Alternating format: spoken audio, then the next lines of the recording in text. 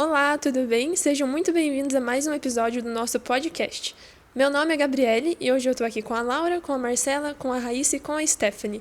Nós somos estudantes de Biomedicina da Universidade Tuiuti do Paraná e estamos aqui hoje para conversar um pouquinho sobre o sistema circulatório, um dos sistemas mais importantes do nosso corpo. Ele é responsável por transportar sangue, oxigênio, nutrientes, hormônios e resíduos por todo o nosso corpo. Ele garante que as células recebam o que precisam para funcionar e que os resíduos sejam levados para os locais corretos de eliminação.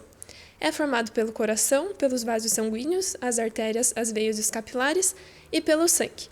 Ele possui duas circulações principais, a pequena circulação e a grande circulação.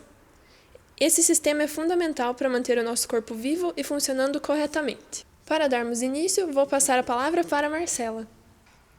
Agora eu vou começar fazendo uma pergunta para a Laura. Qual parte do coração recebe o sangue das veias? Então, eu vou dar uma explicada para vocês. Os átrios recebem sangue das veias e enviam para os ventrículos, e em seguida os ventrículos bombeiam o sangue para o coração. Certo, entendi. Vou fazer mais uma perguntinha para você. Você pode explicar um pouquinho para a gente a principal função dos vasos sanguíneos? Sim, a principal função dos vasos sanguíneos é o transporte do sangue, que é dividido em artérias, veias e capilares. E dando uma breve introduzida no que o sangue transporta, o sangue transporta oxigênio, nutrientes, hormônios e resíduos metabólicos, composto por plasma, glóbulos vermelhos, glóbulos brancos e plaquetas. Tá. Pessoal, como vocês viram, a Marcela fez uma pergunta para mim e agora eu vou estar direcionando duas perguntas para ela. A primeira vai ser, por que o sistema circulatório é tão importante? Você pode explicar para a gente, Marcela? Claro, posso responder sim. O sistema circulatório é tão importante porque ele funciona como uma rede de suprimento. Ele transporta os elementos essenciais para a sobrevivência e bom funcionamento das nossas células. É o que sustenta todos os outros sistemas do nosso corpo. E, dando procedimento, você consegue explicar pra gente o que o sistema circulatório também transporta hormônios? Sim, ele é muito importante na distribuição de hormônios. Esses hormônios são produzidos pelas glândulas endócrinas até os tecidos-alvo, regulando processos fisiológicos importantes do nosso corpo. Além do transporte de hormônios, o sistema circulatório regula a temperatura, distribuindo calor pelo nosso corpo, o que é essencial para manter a homeostase e bom funcionamento da pele. Bom, pessoal, agora eu vou estar passando a minha palavra para a Stephanie. Ela vai dar continuidade no nosso podcast, na nossa conversação sobre o sistema circulatório. Ela vai estar apresentando um pouquinho mais do assunto para vocês. Então, gente, dando continuidade, Raíssa, qual que é a principal diferença entre a veia cava e a artéria aorta? O tipo de sangue que transportam? Então, a principal diferença entre a veia cava e a artéria aorta está no sentido do fluxo sanguíneo e no tipo de sangue que transportam.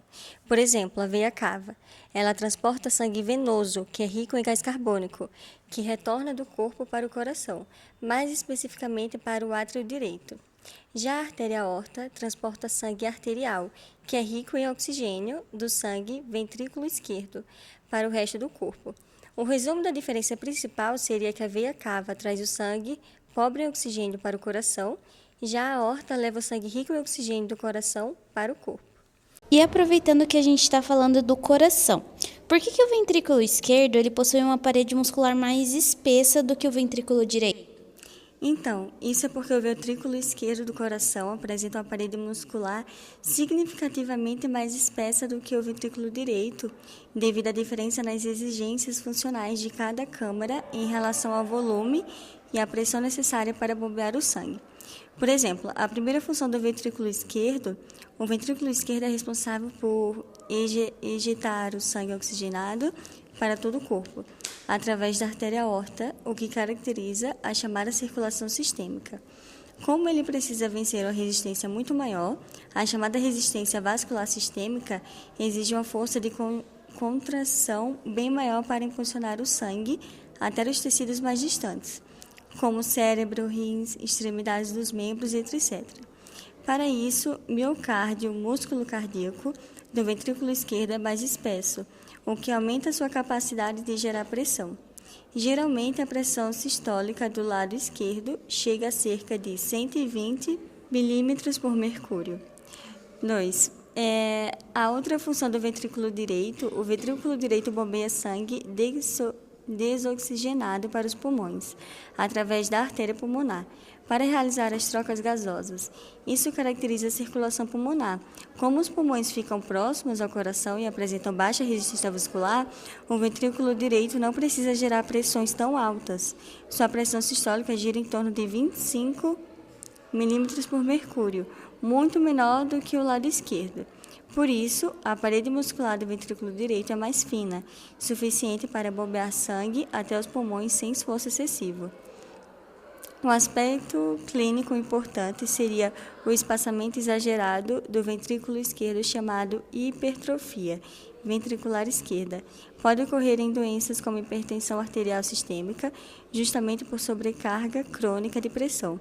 Já o ventrículo direito pode sofrer hipertrofia em doenças pulmonares crônicas, como cor pulmonale, onde a resistência pulmonar aumenta. Ei, Marcela, você sabe como o sangue circula pelo corpo? Sei sim. O nosso sistema circulatório tem dois caminhos principais, a pequena circulação e a grande circulação. Ah, é?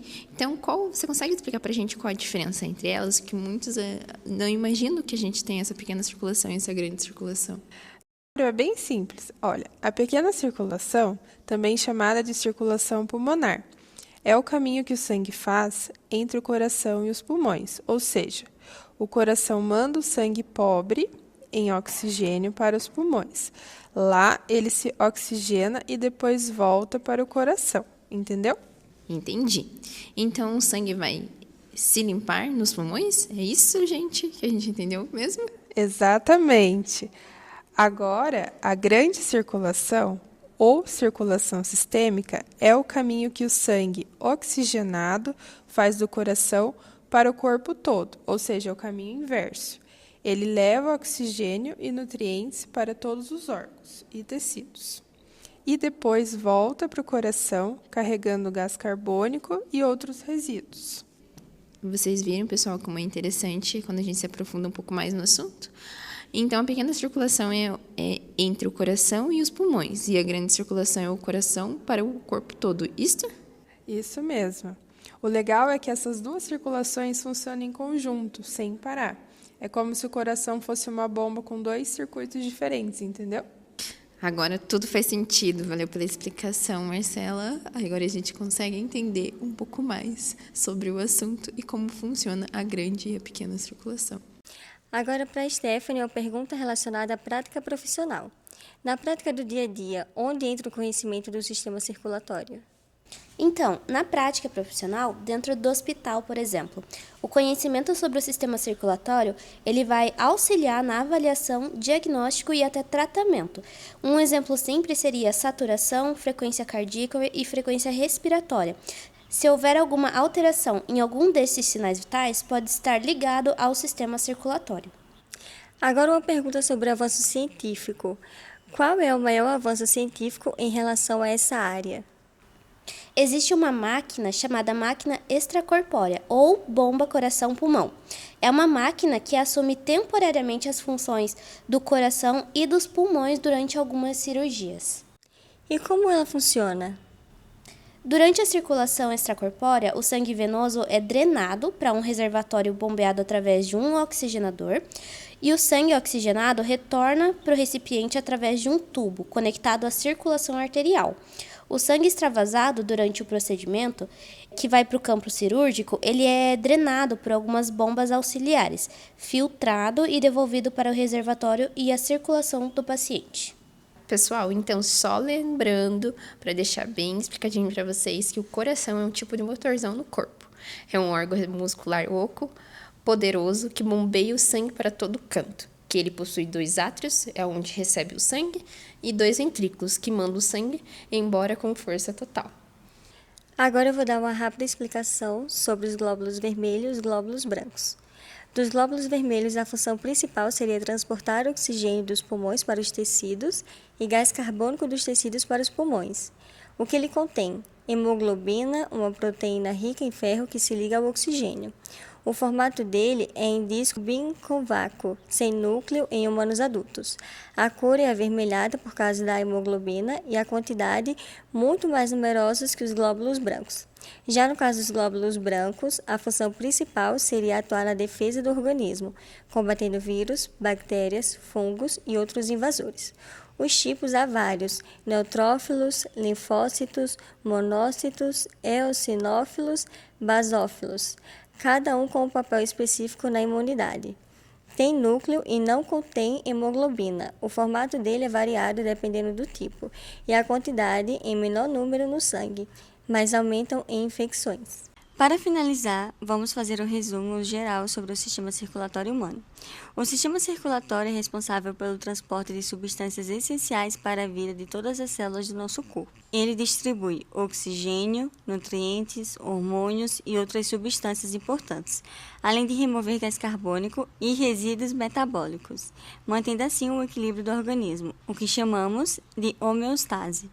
Esse sistema é composto por 3 elementos principais: o coração, os vasos sanguíneos e o sangue. O coração é um órgão muscular localizado na cavidade torácica, entre os pulmões. Ele funciona como uma bomba impulsionando o sangue por todo o corpo. Possui 4 câmaras, 2 átrios na parte superior e 2 ventrículos na parte inferior. Entre essas cavidades, existem válvulas que evitam o refluxo do sangue e garantem um sentido único da circulação.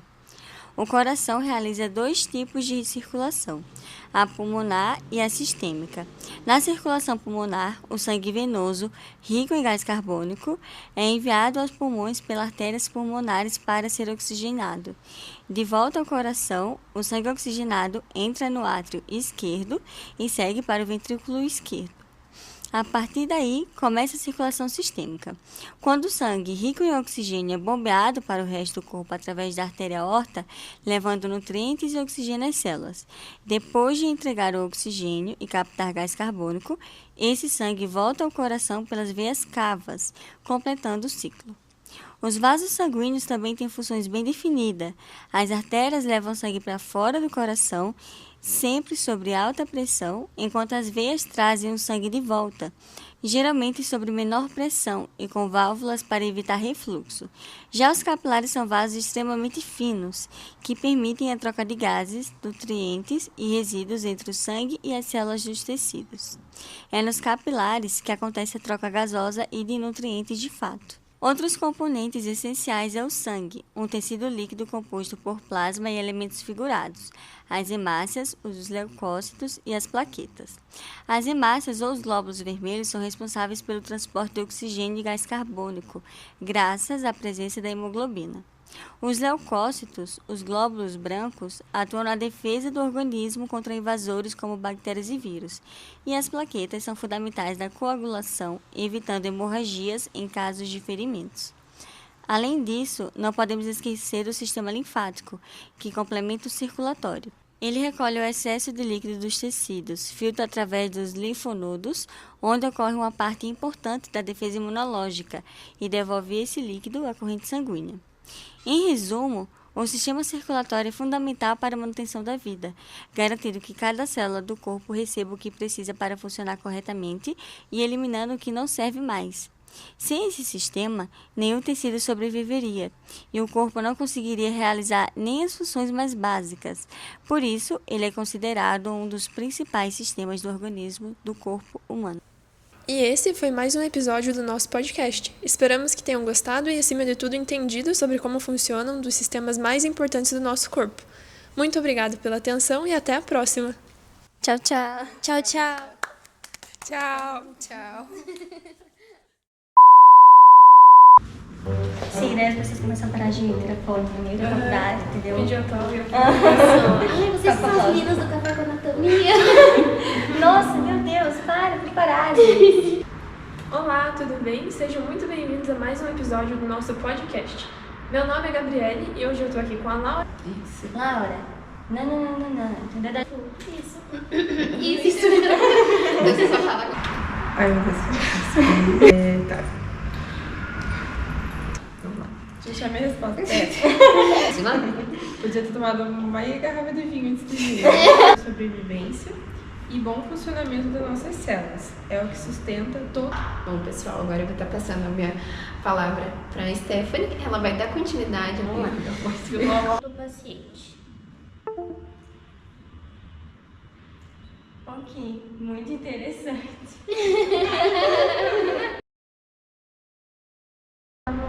Então pode ser Dá pra a finalizar Gabi com agora. isso?